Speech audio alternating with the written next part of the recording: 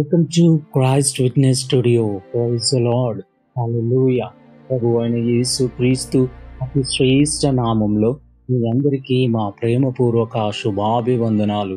నేటి వీడియోలో మరో అద్భుతమైన మిషనరీ బయోగ్రఫీతో మీ ముందుకు వచ్చాం. బైబిల్లో 1 యోహాను పత్రిక 3వ అధ్యాయము 17-18 వచనాలు. ఈ లోకపు జీవనోపాధి గలవాడవై ఉండి తన సహోదరునికి లేమి కలుగుట చూచియు అతని ఎడల ఎంత మాత్రమును కనికరము చూపని వాని యందు దేవుని ప్రేమ అలాగు నిలుచును. చిన్నపిల్లలారా, మాటతోనూ నాలుకతోనూ కాక క్రియతోనూ సత్యముతోనూ ప్రేమింతము. ఆమేన్. డియర్ ఫ్రెండ్స్, భూమి మీద నీవు దేవుని యొక్క చేతులను మరియు కాళ్ళను అయి ఉన్నావు. దేవుడు ఈరోజు నిన్ను ఆశీర్వదించాలని చూస్తున్నాడు. ఎందుకంటే నీవు మరొకరికి ఆశీర్వాదకరంగా ఉంటావని. ఆయన నీ ద్వారా పనిచేసి తన ప్రేమను కనికరాన్ని ఇతరులకు చూపించాలని అనుకుంటున్నాడు. వాక్యాన్ని గమనిస్తే ప్రేమ అనున్నది వట్టి మాటలతోనూ ఆలోచనలో కాక క్రియల్లో చూపించాలని వ్రాయబడింది. ప్రేమ అంటే కదలి వెళ్ళటము, వారి అవసరతలను తీర్చటము, ఒక్కొక్కసారి వారిని పలకరించి రావటమే కానీ వారిలో ఉత్సాహాన్ని కలిగించే మాటల్ని చెప్పటమే కానీ అవే వారికి ఎంతో ఆదరణను కనబరుస్తాయి. దేవుని ప్రేమను చూపించటానికి అనేక మార్గాలు ఉన్నాయి. నీవు చేయగలిగిన సహాయము చేయటం అనేది క్రియరూపకమైన ప్రేమ. దేవుని దయ అనేక హృదయాల్లో మారు మనసుని తీసుకొని వస్తుంది అని దేవుని వాక్యం సెలవిస్తుంది. దేవుడు తన దయను భూమిపై నీ ద్వారా చూపించాలని చూస్తున్నారు. ఈ విధముగా వాక్యానుసారమైన జీవితాన్ని జీవిస్తూ ఒక స్త్రీ హాంకాంగ్ దేశములో మత్తు మందులకు బానిసలుగా మగ్గిపోతున్న వారి చీకటి జీవితాల్లో దేవుని స్వార్థతో ప్రేమను చూపి వారి జీవితాల్లో వెలుగును నింపి ఎందరినో దేవుని మార్గములో నడిపిస్తుంది. కానీ జాకీ పుల్లింగర్.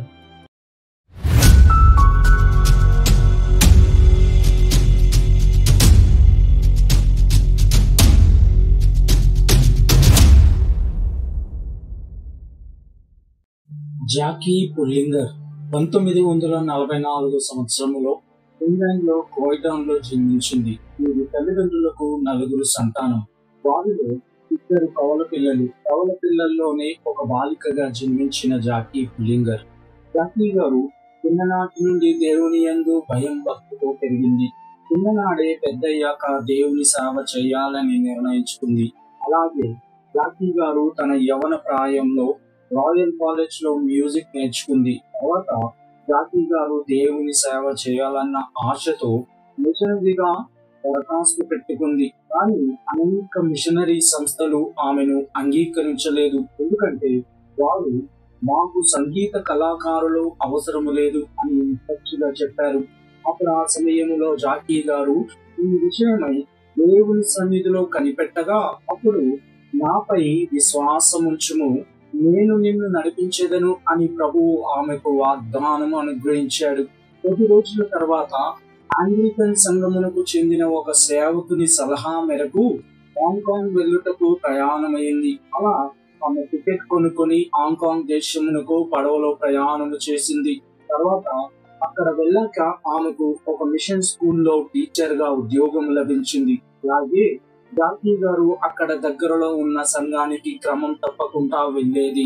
అంతేకాకుండా అక్కడ జరిగే ఆరాధనలో హార్మోనియం వాయించేది. ఇదిలా ఉండగా 1966లో ఆమె యవనస్తుల కొరకు ఒక క్లబ్ ను ప్రారంభించింది. అయితే కొంతమంది ఏ పని పాట లేకుండా రౌడీ ముఖలా పేరు పొందిన యువతీ యువకులు ఈ క్లబ్ లో సభ్యులుగా చేరారు. జాకీ గారు వారికి ఉద్యోగములు వెదకుటలో ఆమె ఎంతో సహాయం చేసింది.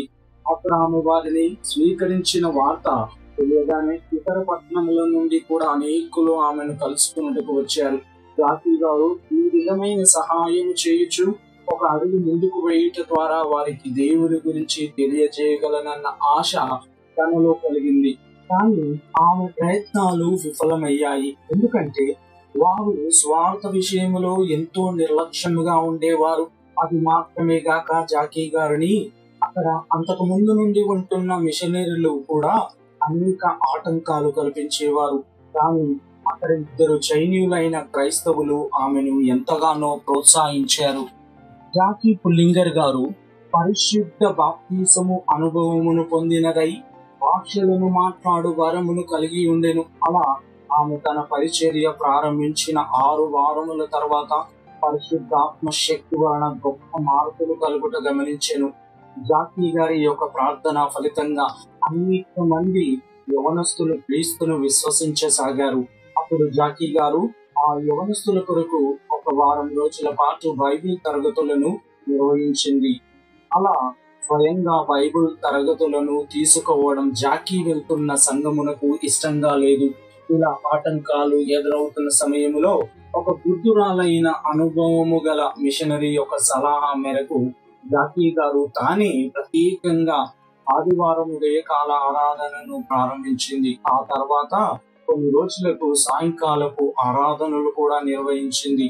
ఆమె మొదలుపెట్టిన ఆ ప్రార్థనా కూడికలు ఆమె పరిచర్యకు శక్తినిచ్చే కేంద్రాలుగా తోడ్పడ్డాయి.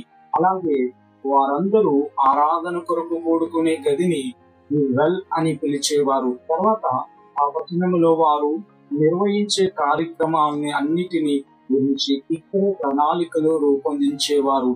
జాకీ గారి యొక్క అవుట్ రీచ్ కార్యక్రమాలు ముఖ్యంగా చీకటి పట్టణములో నివసించుచు రహస్య జీవితాన్ని కొనసాగిస్తున్న వారి మధ్య జరిగేది.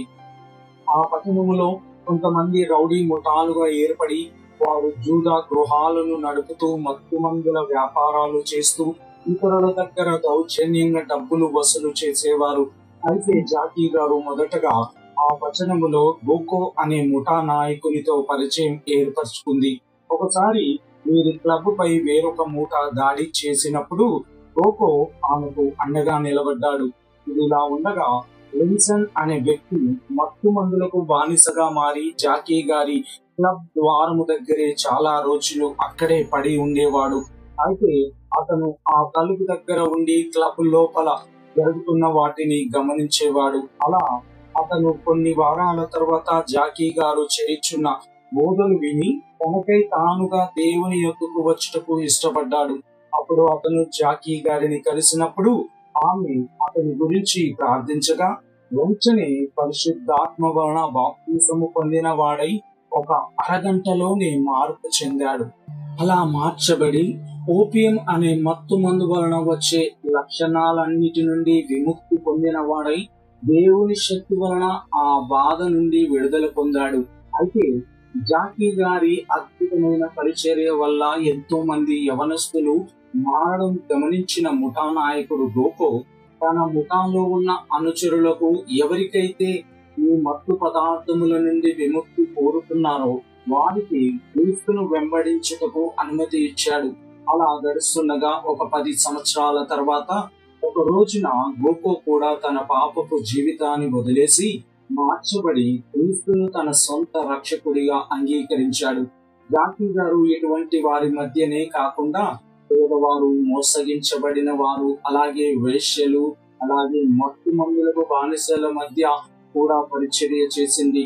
జాకీ గారు ఎప్పుడు కూడా శరీరకముగా ఆత్మీయముగా పీడలైన వారి కొరకు కనిపెట్టేది. వారిని ప్రేమించి వారికి ప్రేమను పంచి ఇవ్వడమే గాక వారికి స్వార్థ ద్వారా నూతన జీవితమును నిరీక్షణను కల్పించేది. అలా మత్తు మందులకు బానిసలైన అనేకులను క్రీస్తు వైపుకు నడిపించింది. హాంకాంగ్ దేశము మత్తు మందు పదార్థముల వ్యాపారముకు కేంద్రమై ఆ రోజులో సుమారు 40,000 మంది పైనే మత్తు మందులకు బానిసలుగా ఉన్నారు. ఒక రోజున జాకీ గారు 16 సంవత్సరాల అహద్ సాయ్ అనే బాలుని కలుసుకుంది. అతను 8 ఏండ్లుగా మత్తు మందుకు బానిసై వీధుల్లో తిరుగుతూ తన జీవితాన్ని గడుపుచుండేవాడు. జాకీ గారు అతనిని మత్తు మందుల బారి నుండి విడిపించుటకు చాలా రోజులు పరిచర్య చేసింది, కానీ ఫలితం లేదు. అందుకు జాకీ గారు ఈ అనుభవము ద్వారా తాను ఒక పాఠము నేర్చుకుంది. అదేంటంటే మత్తు మందులకు బానిసలైన వారు వారికి వారే దానిని వదిలివేస్తే శాశ్వతంగా విముక్తి పొందగలరని.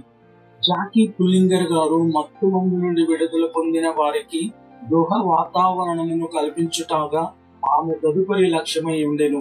ఈ విధంగా చేయడం వలన వారు తిరిగి తమ పాత విధానముల వలన శోధించబడకుండా క్రైస్తవ జీవితములో బాగా ఎదగలరని ఆమె నమ్మకం. మొదట్లో ఆమె కొంతమంది బాల బాలికలను తన స్వంత గృహములోనే వారికి ఆశ్రయం కల్పించింది. కానీ దినమంతా వారిని చూసుకోవడం కష్టమైన పని కనుక వారి కొరకు ఒక ప్రత్యేక గృహాన్ని నిర్మించింది. ఆ సమయంలో ఏ బాధ లేకుండా మత్తు మందుల నుండి విడిపించబడుతున్నారన్న వార్త తెలిసి అనేకులు ఆ గృహంలో చేరారు.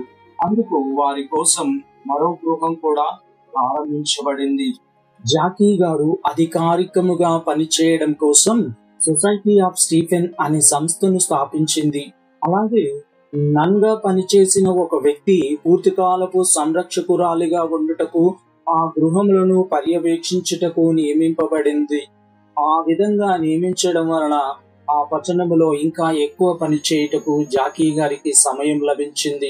ఆ సమయంలో జాకీ గారు తానొక్కతే భారమును భరించే కన్నా అనేక దేశాల నుండి సహాయకులుగా వస్తున్న వారిని కూడా కలుపుకొని ఒక పథకము తయారు చేసింది. అప్పుడు జాకీ గారు క్రీస్తు యొక్క శరీరము అనే వాక్యం యొక్క నిజమైన భావమును ఆమె మొదటిసారిగా గ్రహించగలిగింది. మత్తు పదార్థములకు బానిసలైన వారిని సంరక్షించుట దీర్ఘకాలం జరగాల్సిన కార్యం. జాకీ గారు ఆ యువకులకు 6 నుండి 12 నెలల వరకు సంరక్షణ ఇస్తూ వారు క్రొత్త జీవితంలోకి ప్రవేశించేలా చేసేది.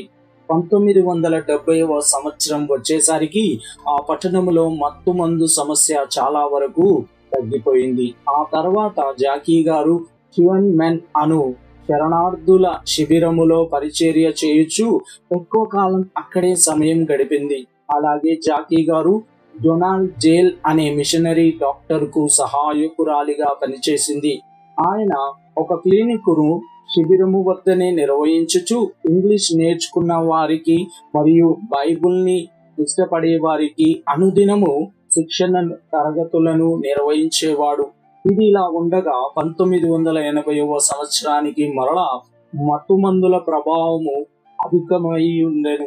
అప్పుడు ఆమె తిరిగి చీకటి పట్టణమునకు రావాల్సిన పరిస్థితి ఏర్పడింది. ఆ సమయంలో హాంకాంగ్ ప్రభుత్వము ఆమెకు 14 వసతి గృహములు ప్రత్యేకంగా ఏర్పాటు చేసి మత్తు మందులకు బానిసలైన వారిని సంరక్షించాల్సిందిగా కోరింది. అది కార్యరూపం దాల్చాక ఆ గృహంలోనికి వచ్చేవారు విశ్వాసులుగా మార్చబడి వెళ్ళేవారు. అలాగే ఆమె బీదలకు కూడా వసతులు కల్పించేది. అలా గడిచిన కాలములో దేవుడు అద్భుతంగా జాకీ గారి యొక్క పరిచర్యలో సహాయం చేసెను. జాకీ గారు తన కుటుంబము పెరుగుచుండగా ఆదాయము కొరకు ఎవరిని చెయ్యి చాపకుండా దేవునిపై ఆధారపడి జీవిస్తుంది. అందుకు దేవుడు ఆమెను బహుగా దీవిస్తున్నాడు. 25 సంవత్సరముల సుదీర్ఘ కాలము ఆ పట్టణములో జాకీ గారు పరిచర్య చేసింది. కానీ ఆమె పరిచర్య అద్దులు లేనంతగా విస్తరించింది. అలాగే ఆమె దగ్గర శిక్షణ పొందిన యువకులు హాంకాంగ్ మరియు నకోవా ప్రాంతముల వరకు దానిని విస్తరింపజేశారు. మత్తుమందు బానిసల మధ్య ఆమె చేసిన పనిని బ్రిటిష్ రాణి కూడా గుర్తించి సముచితముగా సత్కరించారు. డియర్ ఫ్రెండ్స్, జాకీ పుల్లింగర్ గారు ఆ పట్టణములో చేసిన పరిచర్య 2 విధానాల ద్వారా నెరవేర్చబడింది. అవి ప్రేమ మరియు శక్తి. యేసుక్రీస్తు ప్రేమను ఆమె కార్యరూపములో చూపించింది. అలాగే దేవుని శక్తి మాత్రమే మనుషులను మార్చి స్వస్థపడినట్లు చేయగలదని అనుభవపూర్వకముగా తెలుసుకుంది. సంఘము తన రక్షకుని కొరకై సాక్ష్యమును లేవనెత్తి ప్రపంచముపై తనకు గల బాధ్యత నెరవేర్చవలనని ఈ 2 ముఖ్యమైన స్వార్థ విధానాలు సామాన్య క్రైస్తవుల జీవితాల్లో నింపబడి ఉంది. సో ఫ్రెండ్స్, అతి ప్రేమ మరియు శక్తి గల విశ్వాస జీవితాన్ని దేవుడు మనందరికీ అనుగ్రహించునుగాక. సమస్త మహిమ ఘనత యేసు క్రీస్తు నామానికే చెల్లునుగాక. ఆమేన్. మేము మా ఛానల్లో అందించిన ఇతర వీడియోలను కూడా చూసి మీ మిత్రులకు శ్రేయోభిలాషులకు షేర్ చేయండి. అలాగే ఈ వీడియోను లైక్ చేసి ఈ వీడియోపై మీ కామెంట్ను అభిప్రాయమును పోస్ట్ చేయండి. ఇప్పటి వరకు మా ఛానల్ను సబ్స్క్రైబ్ చేయకుంటే వెంటనే సబ్స్క్రైబ్ చేసి కొత్త వీడియోల నోటిఫికేషన్స్ కోసం సబ్స్క్రైబ్ బటన్ ప్రక్కన ఉన్న బెల్ ఐకాన్ను క్లిక్ చేయండి. అందరికీ వందనాలు. Thank you. Praise the lord. God bless you all. Amen.